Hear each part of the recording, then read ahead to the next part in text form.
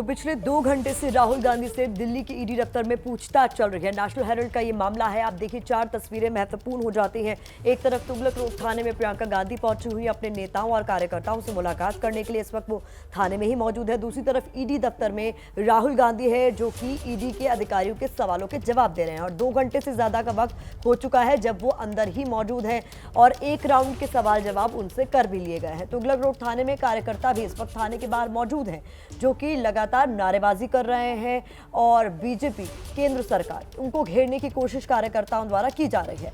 और ये चौथी तस्वीर उस वक्त की है जब प्रियंका गांधी अंदर दाखिल हुई थी तुगलक रोड थाने की और उनके आसपास आप कांग्रेस के बड़े नेताओं को देख रहे हैं, हरीश रावत, आपको केसी वेणुगोपाल, ये तमाम जो नेता हैं इस वक्त हिरासत में ही है जिनसे मुलाकात करती हुई प्रियंका गांधी इस वक्त थाने के अंदर मौजूद हैं। तो कुछ नेता ऐसे भी हैं कांग्रेस के जिन्हें जब हिरासत में लिया जा रहा था उन्हें चोट लगी थी, इसीलिए प्रियंका गांधी उनसे मिलने के लिए तुगलक रोड थाने पहुंच गई।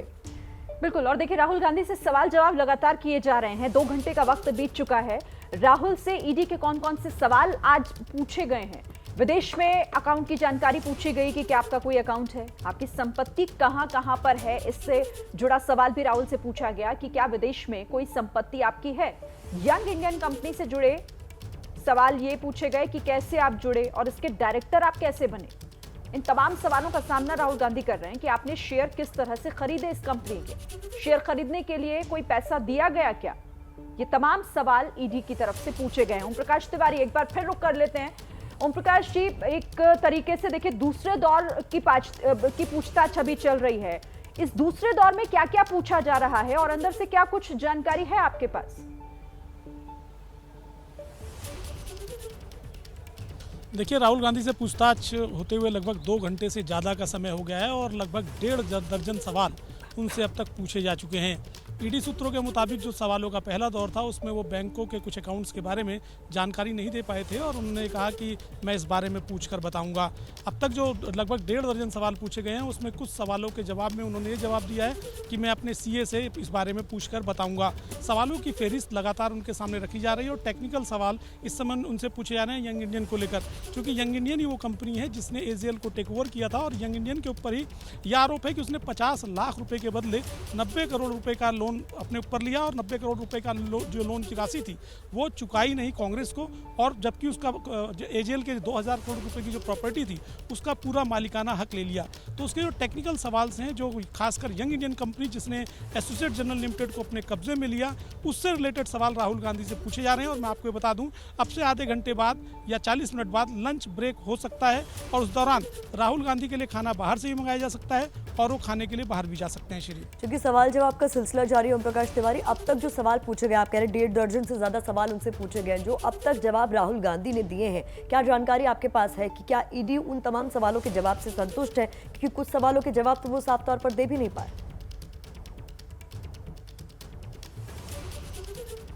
देखिए, जो सवालों के जवाब उनसे पूछे जा रहे हैं ईडी के अंदर पूछताछ के मुताबिक, पूछताछ जब होती है तो सवालों के जवाब सामने वाले से लिखवा लिए जाते हैं, जबकि ईडी इस मामले में पहले ही बहुत काम कर चुका होता है। मसलन इस केस में कलकत्ता से लेकर दिल्ली तक बहुत सारे अहम लोगों से पूछताछ की गई, कांग्रेस सहित शेल कंपनी के प्रोप्राइटर्स वगैरह से। अब राहुल गांधी से सवाल पूछे जा रहे हैं, उन सवालों के जवाब जो लिखेंगे तो वो जो ईडी के पास मौजूद दस्तावेज है उनका मिलान कराया जाएगा और उसके आधार पर यदि आज ईडी आज की पूरी पूछताछ संतुष्ट नहीं होता है तो राहुल गांधी को फिर से पूछताछ के लिए बुलाया जाएगा।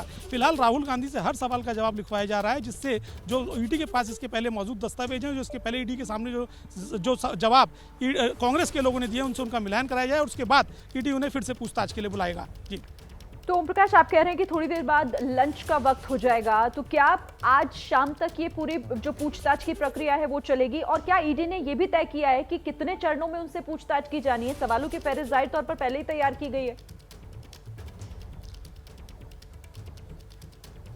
बिल्कुल, 3 चरणों में आज की पूछताछ थी। पहला चरण व्यक्तिगत सवालों का था, दूसरा चरण यंग इंडियन से रिलेटेड था और तीसरे चरण की पूछताछ फिर शामिल है एजेएल से रिलेटेड। इन 3 चरणों की पूछताछ होगी। ईडी की ये पूछताछ ईडी सूत्रों के मुताबिक 1 दिन के अंदर पूरी नहीं हो सकती।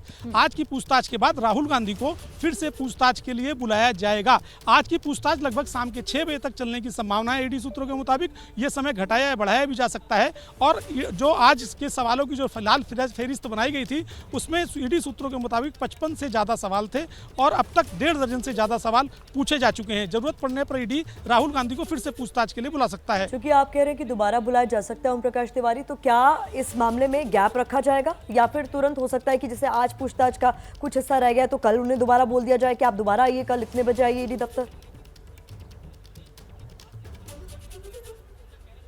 बिल्कुल प्रतिमा, ये जो निर्णय है ये राहुल गांधी जब अपने सवालों के अंतिम चरण में होंगे, यानी तीसरे चरण के अंतिम सवालों के दौर में होंगे, तो उनसे पूछा जाएगा कि वो किस दिन आना चाहते हैं। ये एक फॉर्मेलिटी है जो ईडी अधिकारी उसमें कंप्लीट करते हैं और उसके बाद अगर वो कल को आने के लिए सहमति जाहिर करेंगे तो उन्हें कल का भी संबंध दिया जा सकता है और या उसके बाद का भी संबंध दिया जा सकता है। लेकिन ईडी सूत्रों के मुताबिक ये तय है इस मामले में कि राहुल गांधी को फिर से पूछताछ के लिए बुलाया जाएगा, लेकिन ये निर्णय जो तीसरे चरण का जो अंतिम सवाल जवाब होंगे उस दौरान लिया जाएगा। जी प्रकाश, ये मामले क्योंकि 1.5 दर्जन से ज्यादा आप ही जानकारी दे रहे हैं कि अब तक सवालात उनसे हो चुके हैं और अभी तो 3 चरण यानी कि दूसरा चल रहा है और तीसरा भी बाकी है, जो मुमकिन है कि लंच के बाद शायद उसे कंटिन्यू किया जाएगा।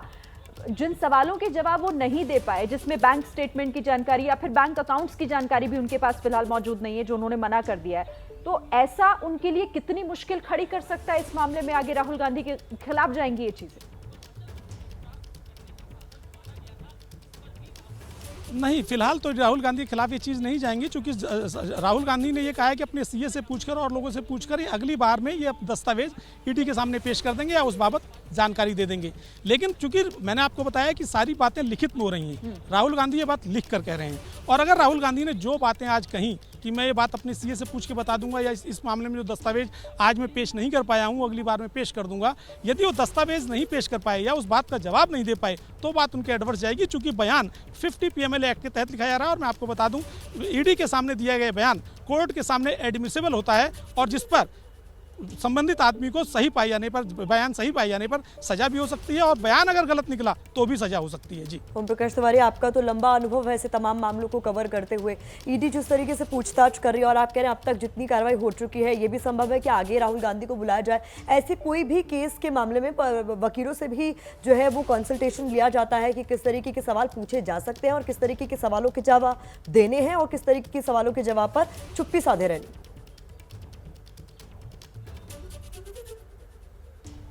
बिल्कुल, जो भी आरोपी है, मसलन राहुल गांधी, अगर वो यहाँ पर आते हैं तो उसके पहले अपने वकील से कंसल्ट कर सकते हैं। उनका वकील बता सकता है, क्योंकि उसे पता है कि इस केस में क्या क्या संभावित सवाल हो सकते हैं और उनके जवाब क्या हो सकते हैं।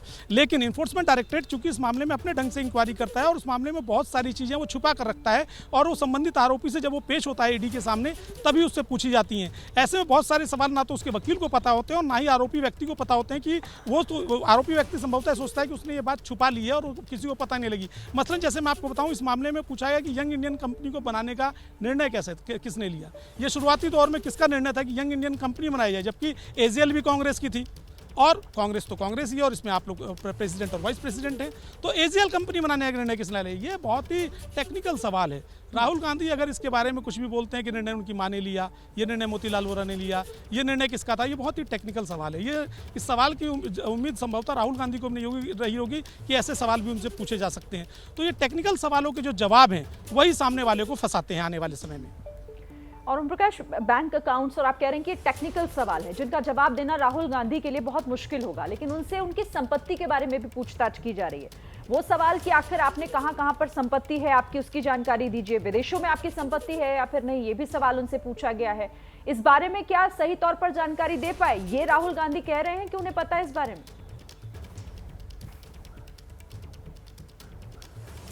देखिए, राहुल गांधी से सवाल पूछा गया कि आपकी देश में कितनी संपत्ति है, आप उसका ब्यौरा दीजिए, कहां पर है उनके एड्रेसेस दीजिए। दूसरा सवाल कि आपकी विदेशों में कितनी संपत्ति है, कहां है, उसकी डिटेल दीजिए।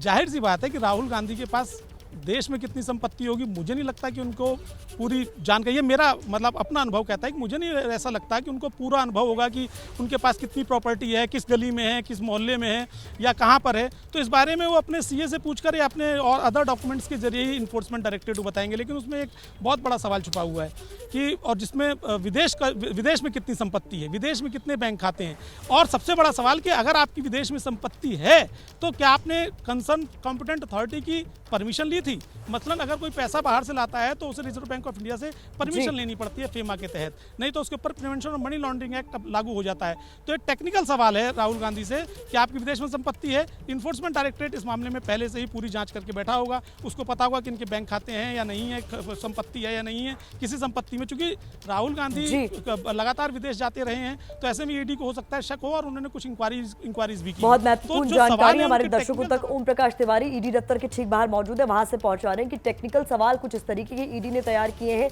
कि उस पर क्या बोलना है क्या नहीं, ये सोच समझकर ही बोलना होगा, क्योंकि ये आगे आने वाली जो भी इस पूरे मामले में पूछताछ होगी उसमें बहुत कुछ निर्भर करेगा।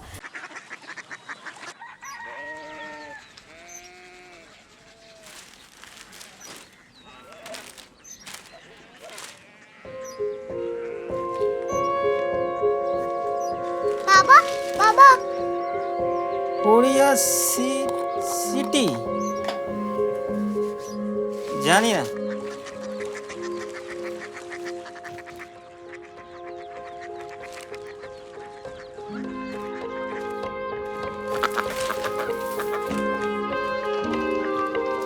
Korea city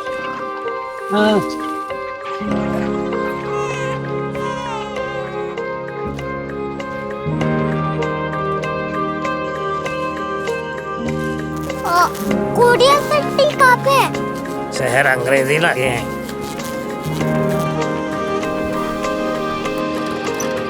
Korea city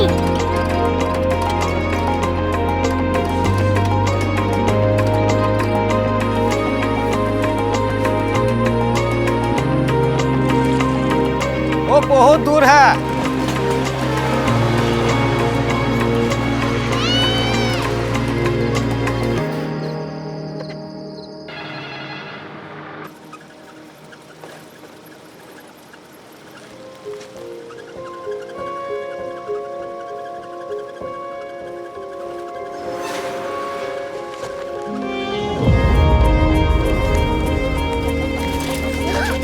Korea city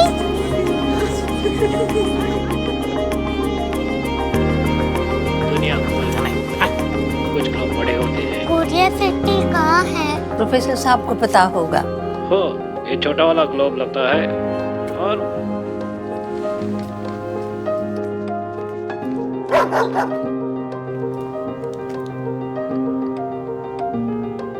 पता नहीं, मेरी बेटी से जाके मिल लो, शायद उसे मालूम हो।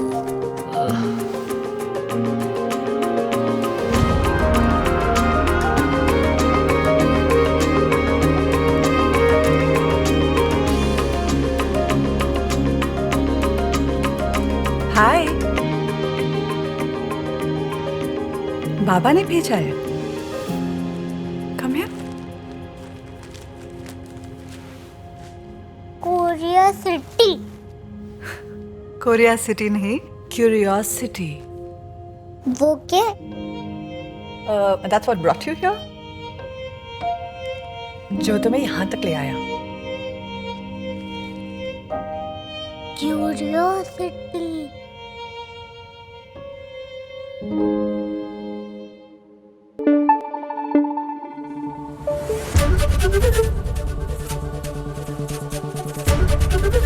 एबीपी न्यूज आपको रखे आगे।